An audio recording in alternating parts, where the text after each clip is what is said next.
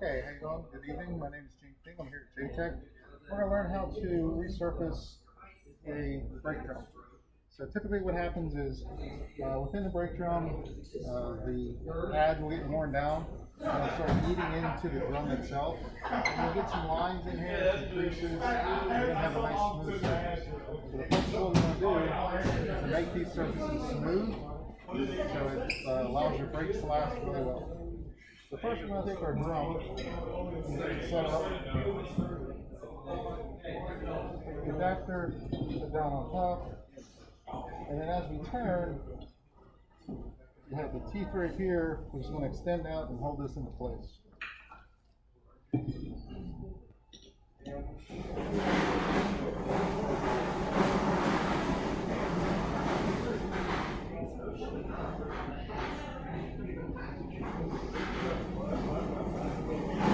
And make sure it's good and tight. You do not want these coming off and turning your skin.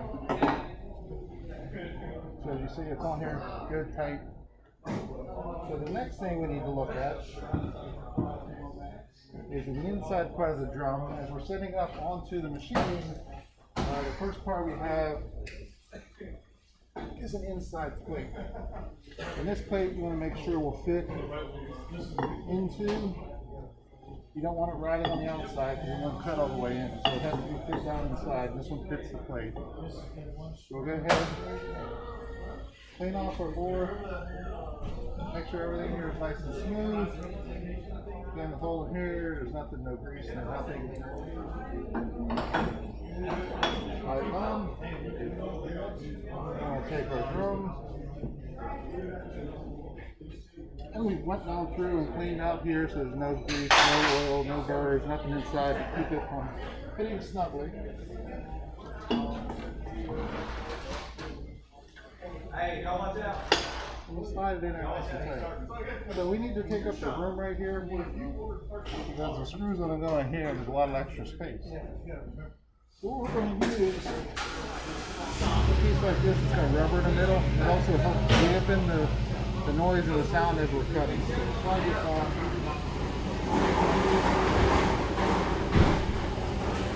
Still need to move a little more, so we'll take another piece and slide it on.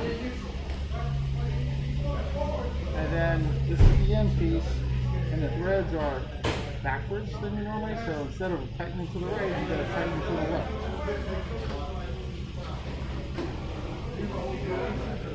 Then we take our wrench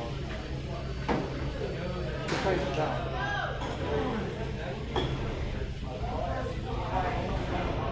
Again, we'll make sure it's good and tight. Push back. Next thing we want to do is also to dampen, we have a strap that goes on here. So this is the strap that we have to sling around it. And this is the clip that goes in the end, so it has to be the last part going along. So we'll start at this end and we'll roll it around the drum. Try to keep it in the middle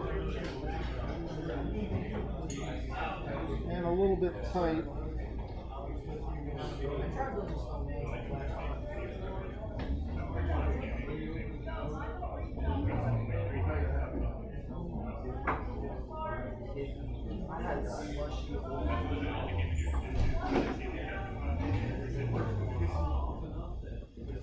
And once you work it around to the end, you see slits in the belt here.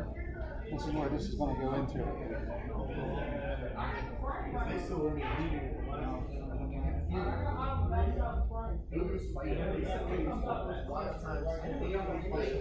And just make sure it's kind of square in the middle.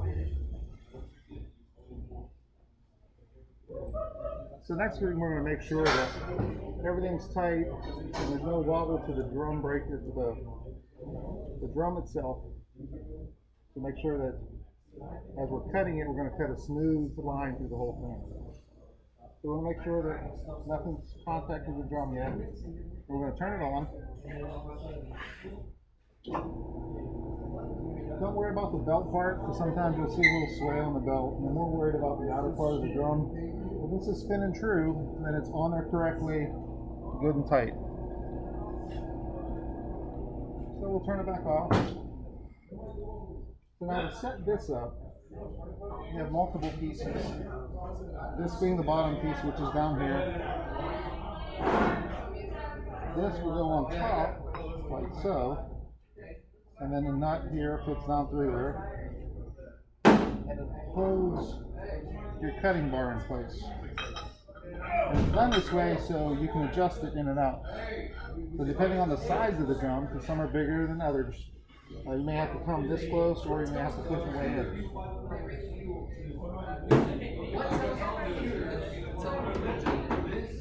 So we install those on here, and the first thing we're going to do is we're going to pull the whole thing in.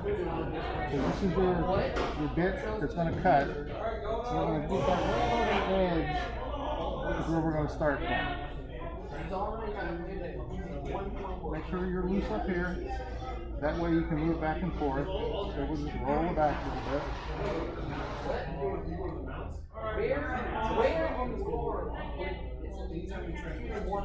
So we've gotten, you can see what's going to make it inside without any issues. So next we're going to run it all the way in to make sure we have no interference with this running into the outer part of the drum or this on the inner part. It's just full circle.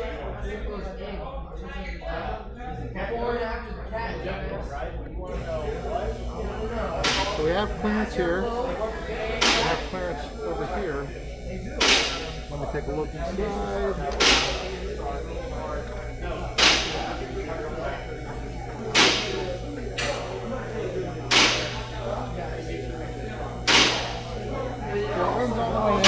We still have a gap in here, so we're good to go. It's not going to run into anything as we begin our cut. We're going to go ahead and bring it back out.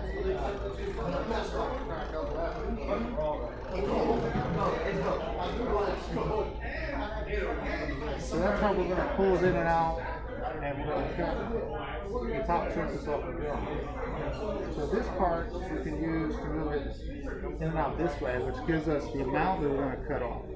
Cut a very small piece off because we don't want to cut too much because then the drum will be busy. So we get close to the beginning.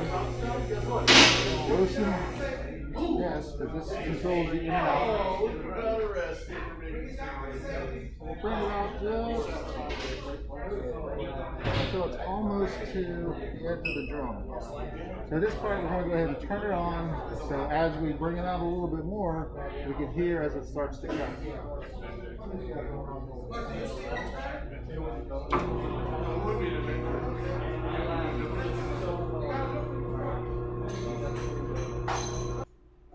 Okay, so we're almost done with the first pass going in. We're going to just a little bit more, and then we're going to set it up and come back out. One of the big things, make sure you always have your safety glasses on, because as you see as it was cutting in, shards are coming out. So, make sure you always have safety glasses. Now, finish up the cut.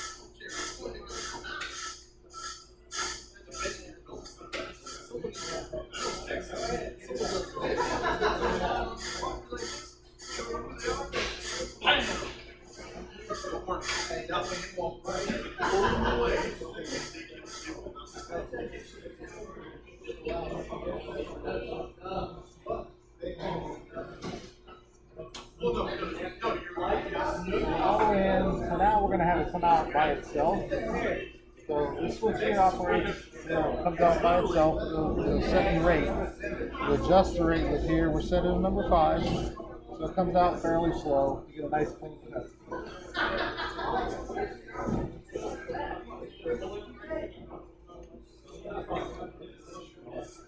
As you notice, it'll start spinning. That's going to work. Drum's going to go this way. We'll get that final nice clean cut. Okay, so as it's on its way out, and it continues to come out, take a brush and put it inside. That helps get rid of some of the shavings, so it lets it clean it nice. You just run the brush across it, it gets the stuff out of the way. And then you can take your finger, your thumb, and reach in here. You can feel how much smoother it is now until it's almost done. It's almost there.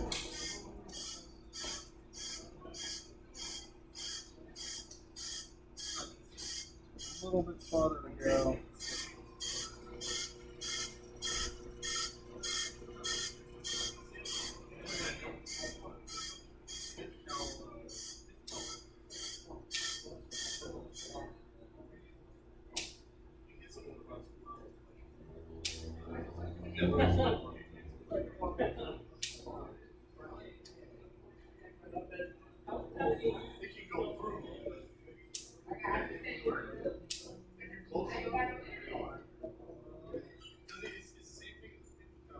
Alright, all the way out.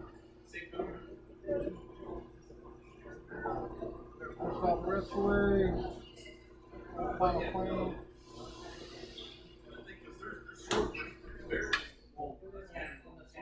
You can feel across the surface, it's nice and smooth.